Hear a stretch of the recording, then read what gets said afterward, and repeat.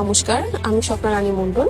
আমি ইডেন মহিলা কলেজ থেকে মার্কেটিং ডিপার্টমেন্টের উপরে মাস্টার্স করছি। আজকে আমি আপনাদের একটি পতাকার গল্প বলবো। যে ঘটনাটা ঘটেছিল 15 জুলাই, যেদিন সাধারণ শিক্ষার্থীরা ঢাকা বিশ্ববিদ্যালয় এলাকায় কোটা আন্দোলন করছিল। ঠিক তখনই নিষিদ্ধ সংগঠন ছাত্রলীগের সন্ত্রাসীরা হঠাৎ করেই আমাদের উপরে ঝাঁপিয়ে পড়ে।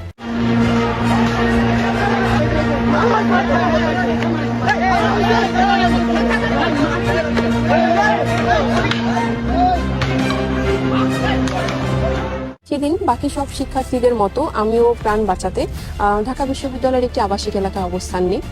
আমি অবস্থান নেওয়ার মিনিট কয়েক পরেই আমার মাথার উপর থেকে, মানে আমার মাথার উপরে যে ছাদ ছিল সেখান থেকে একটা ছেলে ঝপাস করে আমার সামনে পড়ে।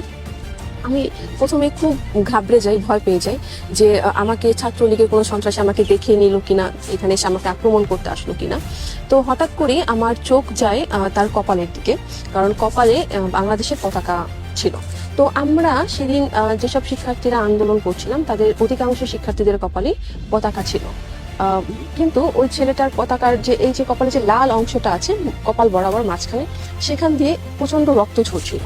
তো আমি খুব ঘাবড়ে যাই, রক্ত ঝরছে, তারপরে ছেলেটার পায়ের যে পায়ের আঙ্গুলটা পুরো থেতলে ছিল।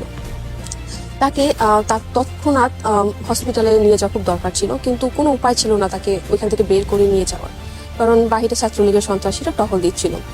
কোনো উপায় না খুঁজে পেয়ে আমি আমার যে ওড়নাটা ছিল সেই ওড়নাটা দিয়ে ওর কপালটাকে শক্ত করে বেঁধে দিই, যাতে করে রক্ত কিছুটা হলো কম পড়ে। এরপর ওইখানে পাশেই ওয়াশরুম ছিল, সেখানে গিয়ে আমি মাথায় পানি দিই। এভাবেই চলতে থাকে। এর মাঝখানে আমি আমার এক জগন্নাথ হলের এক বন্ধুকে কল করেছিলাম, যাতে করে সে আমাকে এখান থেকে বের করে নিয়ে যেতে পারে।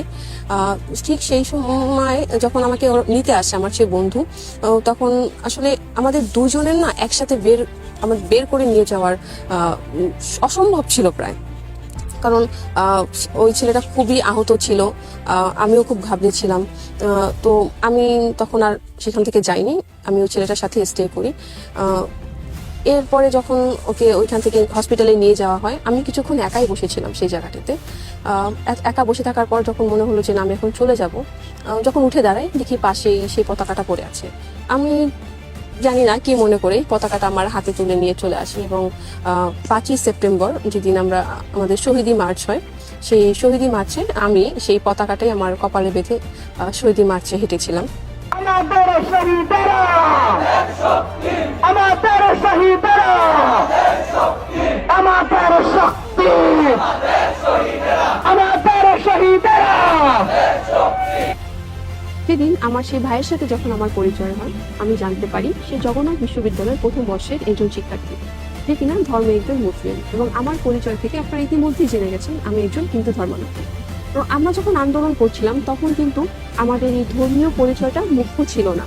আমরা সবাই কাঁধে কাঁধ মিলিয়ে এই আন্দোলনটাকে সফল করেছি। তখন আমরা আমাদের নিজেদের জীবন ঝুঁকিতে ফেলে হলো কোনো আহত ব্যক্তিকে আমরা সাহায্য করেছি, তাদেরকে শেল্টার দিয়েছি। তাহলে কেন আমরা আজ এই বিভাজনের দিকে ঝুঁকে পড়ছি? আমাদের দেশে বর্তমানে যে অশান্ত এক পরিবেশ বিরাজ করছে, এই অশান্ত পরিবেশকে স্বাভাবিক পরিবেশে ফিরে আনতে সম্প্রীতির কোনো বিকল্প নেই। যে সম্প্রীতি যুগ যুগ ধরে আমাদের মাঝে ছিল, আছে এবং ভবিষ্যতেই থাকবে। কেননা সম্প্রীতির একটি দেশ এবং জাতিকে পুনর্গঠনে সাহায্য করে এবং সামনের দিকে এগিয়ে নিয়ে যায়, কারণ সম্প্রীতি সমাধান।